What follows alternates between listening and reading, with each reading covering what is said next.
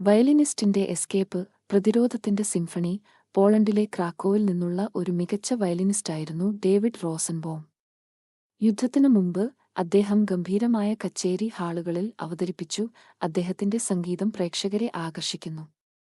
എന്നാൽ നാസി ആക്രമണത്തിനു ശേഷം അദ്ദേഹത്തിന്റെ ലോകം തകർന്നു. ഒരു തടങ്കൽ പാളയത്തിലേക്ക് നാടുകടത്തപ്പെട്ടു. അവിടെ അതിജീവനം ദൈനംദിന പോരാട്ടമായിരുന്നു. ക്യാമ്പ് കമാൻഡന്റ് അവന്റെ കഴിവ് തിരിച്ചറിഞ്ഞ് ഗാർഡുകൾക്കും ഓഫീസർമാർക്കും വേണ്ടി വയലിൻ സംഗീതം വായിക്കാൻ ഉത്തരവിട്ടു. ഓരോ വൈകുന്നേരവും ഡേവിഡ് തണുപ്പിൽ നിന്നുകൊണ്ട് തന്റെ ജനത്തിന് മരണം വരുത്തിയ മനുഷ്യർക്ക് വേണ്ടി വയലിൻ സംഗീതം വായിച്ചു. സംഗീതം തനിക്ക് ചുറ്റുമുള്ള ഭയാനകതയെ മറച്ചുവച്ചു.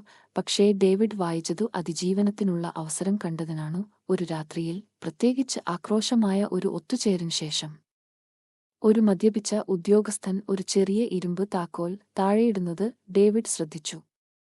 വിവേകത്തോടെ അത് കാലിനോട് അടുപ്പിച്ചപ്പോൾ അവന്റെ ഹൃദയം പിടഞ്ഞു.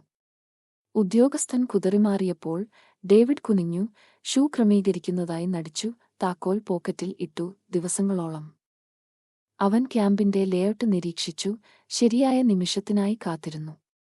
ഒരു കൊടും തണുപ്പുള്ള രാത്രി, ഇരുട്ടിന്റെ മറവിൽ അവൻ തന്റെ നീക്കം നടത്തി. താക്കോൽ പിന്നിലെ ഗേറ്റിന്റെ പൂട്ടിന് അനുയോജ്യമാണ്. ശ്വാസം അടക്കിപ്പിടിച്ച് അവൻ അത് തിരിച്ചു. ഗേറ്റ് പൊട്ടിത്തുറന്നു. അവൻ ഓടി. തണുത്തുറഞ്ഞ നിലം അവന്റെ നഗ്നപാദങ്ങൾ മുറിച്ചു. പക്ഷേ അവൻ നിർത്തിയില്ല. അവൻ മണിക്കൂറുകളോളം ഓടി, വനത്തിലേക്ക്, ആഴത്തിൽ. അവിടെ ക്ഷീണം മൂലം തളർന്നു വീണു.